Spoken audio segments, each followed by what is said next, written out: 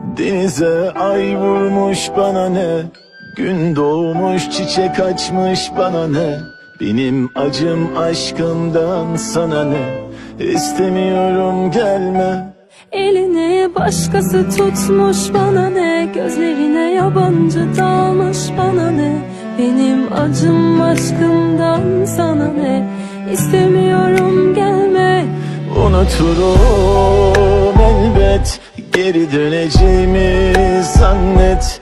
Ben de bittin artık sen, hesabını Tanrı'ya ver. Unuturum elbet, geri döneceğimi zannet. Ben de bittin artık sen, hesabını Tanrı'ya ver. Denize ay vurmuş bana ne, gün doğmuş çiçek açmış bana ne. Benim acım aşkımdan sana ne, istemiyorum gelme. Elini başkası tutmuş bana ne, gözlerine yabancı dalmış bana ne. Benim acım aşkımdan sana ne, istemiyorum gelme.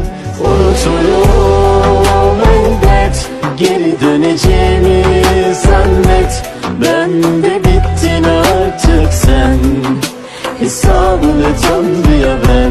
Unuturum elbet, geri döneceğimi zannet. Ben de bittin artık sen, hesabını Tanrı'ya ver. Unuturum elbet,